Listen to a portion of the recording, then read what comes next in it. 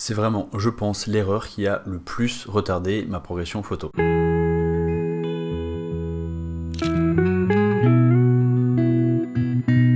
Salut les apprentis photographes, aujourd'hui je voudrais vous parler d'une erreur que j'ai faite quand j'ai commencé la photo.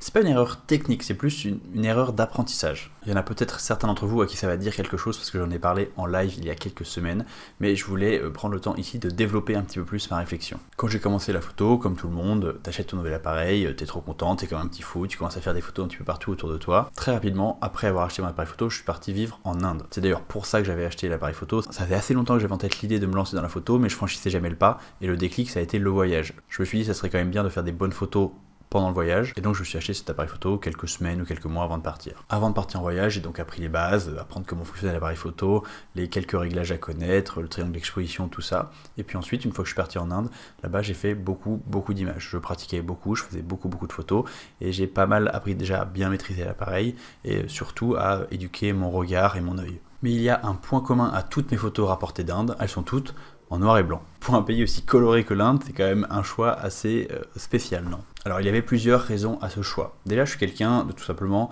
assez sensible au noir et blanc. J'étais assez sensible au noir et blanc à l'époque, je suis toujours assez sensible au noir et blanc maintenant. À l'époque, j'étais très influencé par des photographes comme Doisneau, Cartier-Bresson, qui ont beaucoup photographié en noir et blanc. Et je trouvais également que le noir et blanc avait un côté un peu classe et artistique que j'aimais bien sur mes photos.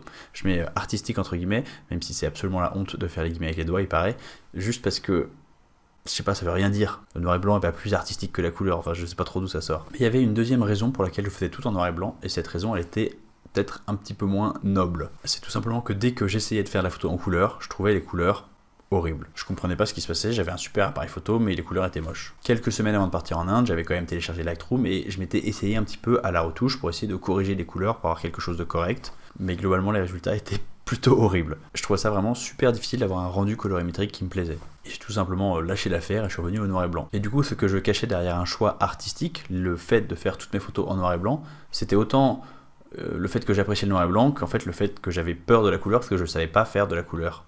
En tout cas de la belle couleur. Et plus particulièrement une peur de la retouche en fait. Parce que je savais que pour avoir des belles couleurs, j'avais besoin de passer par la case retouche, et pour moi la case retouche ne fonctionnait pas, en tout cas j'y arrivais pas. Dès que je tripatouillais un petit peu les boutons sur Lightroom, je me retrouvais avec quelque chose de criard horrible, donc globalement je me suis juste dit la couleur c'est pas pour moi, point. Donc pendant quelques années, au moins 2 ans je pense, j'ai complètement abandonné Lightroom, je n'y touchais jamais, et donc mon processus photo c'était juste de prendre la photo en JPEG en noir et blanc et c'était fini. Et pour moi c'est une des plus grosses erreurs que j'ai fait pendant mon apprentissage. Ça a été de mettre de côté complètement la retouche photo. En gros j'ai commencé, j'ai essayé, j'ai trouvé ça trop compliqué, je savais pas comment faire.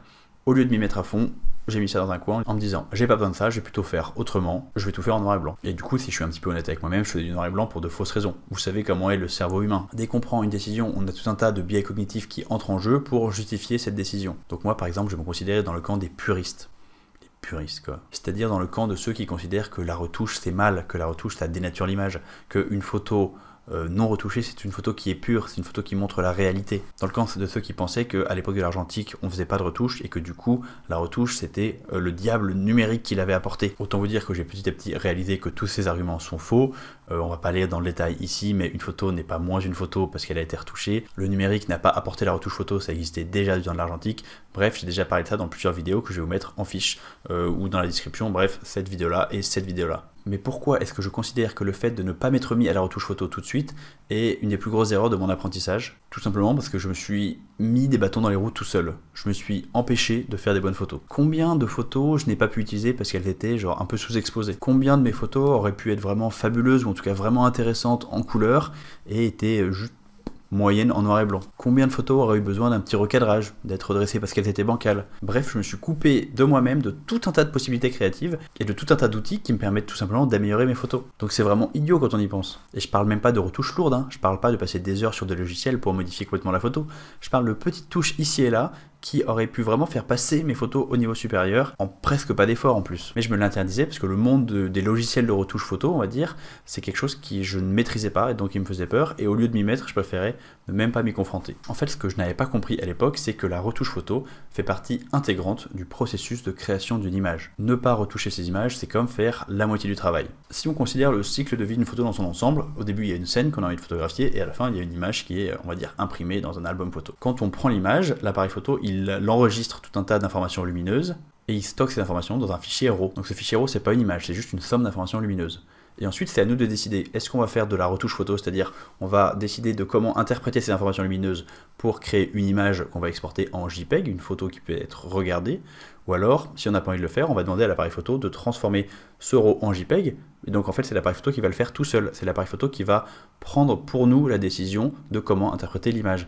Mais dans tous les cas, l'image elle a été interprétée, c'est juste pas par nous. Donc elle a été interprétée moins bien par un algorithme qui n'a pas en tête notre intention ou ce qu'on veut montrer. Parce que je le répète, on ne peut pas imprimer un RAW. Un RAW c'est juste un fichier d'information. On ne peut imprimer qu'un JPEG. Il faut transformer la photo en JPEG ou en autre format, on s'en fout, avant de pouvoir la visualiser et l'imprimer. Bon, ça c'était pour la partie technique. Mais si on regarde de manière un petit peu plus terre à terre, c'est encore plus bête. On peut vraiment améliorer énormément une image en juste quelques clics. Une fois qu'on maîtrise bien les outils, c'est assez impressionnant ce qu'on peut faire en vraiment 10 secondes par image.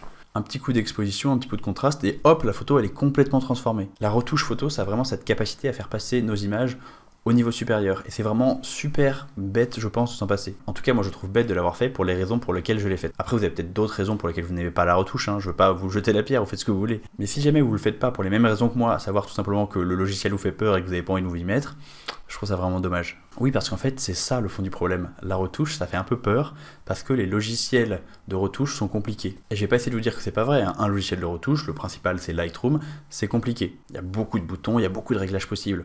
Mais en fait, ce qu'il faut savoir, c'est que retoucher ses photos, ça veut pas forcément dire retoucher absolument tous les réglages, ça peut être juste toucher 2-3 boutons pour retoucher quelques trucs précis, juste pour faire hop un petit glow up pour notre photo, on va dire une petite amélioration et c'est tout. On n'est pas obligé d'aller loin, on peut faire des retouches qui sont très légères. Donc le conseil que je voudrais vous donner dans cette vidéo, c'est vraiment de ne pas refuser de vous intéresser à la retouche photo pour de mauvaises raisons. Et par mauvaises raisons, j'entends les raisons évoquées plus haut, les raisons qui étaient les miennes à l'époque. C'est-à-dire déjà un faux sens de pureté, c'est-à-dire oui, moi je veux pas faire de la retouche parce que la retouche c'est le diable, et je veux que mes photos soient authentiques. Et la deuxième raison, qui est sans doute un peu plus profonde et qu'on a peut-être un peu plus de mal à s'avouer au début, c'est tout simplement que la retouche photo, c'est un peu effrayant. Et du coup on sait pas par où commencer, et du coup on s'y met tout simplement jamais. Et c'est vraiment dommage, parce qu'il y a vraiment beaucoup de frustration en photographie qui viennent du fait d'avoir une image qui est presque bien, qui mériterait juste un tout petit truc en plus pour être vraiment bien, et en fait on n'a pas les connaissances de retouche pour faire passer son image au niveau supérieur, et ça c'est quand même assez frustrant, je trouve. Il y a plein de moments où j'avais l'impression d'être nul et d'être démotivé, alors qu'en fait j'utilisais juste pas tous les outils à ma disposition. Pour finir mon histoire que j'ai commencé tout à l'heure, j'ai fini par me mettre sérieusement à la retouche photo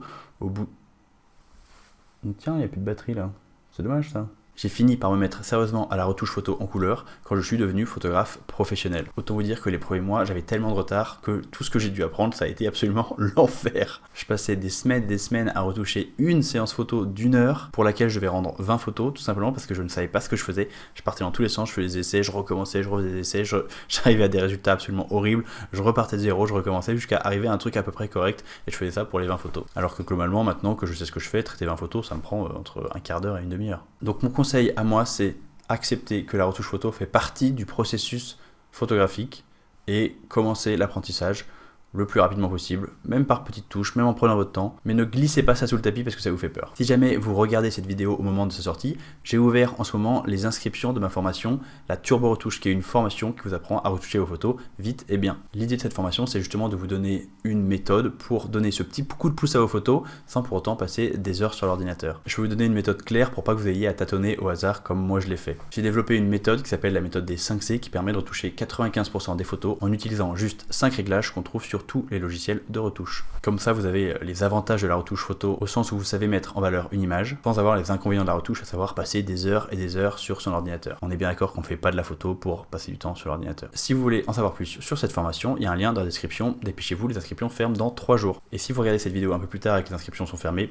déjà désolé, mais surtout ce que vous pouvez faire, c'est que vous pouvez cliquer sur le lien dans la description pour vous inscrire à ma liste email et comme ça vous serez prévenu quand les inscriptions à cette formation ouvriront à nouveau. Ce que je tiens à préciser, c'est que cette vidéo, bon évidemment le timing il est pas là par hasard, si je la poste maintenant c'est parce que j'ai envie de parler de retouche photo pendant que j'ouvre les inscriptions à ma formation sur la retouche photo, mais pour autant tout l'argumentaire il est vraiment hyper honnête. Je vous conseille vraiment de vous intéresser à la retouche photo même si c'est pas en passant par ma formation, ça peut complètement être en vous formant tout seul ou en passant par la formation de quelqu'un d'autre ou en juste achetant un bouquin ou en regardant les tutos gratuits sur YouTube, ça change rien. Intéressez-vous d'une manière ou d'une autre à la retouche photo, ça va vraiment vous faire avancer dans votre pratique photo. Pensez à me suivre sur Instagram, pensez à vous abonner à cette chaîne pour pas rater les prochaines vidéos et nous on se dit à la semaine prochaine. Salut!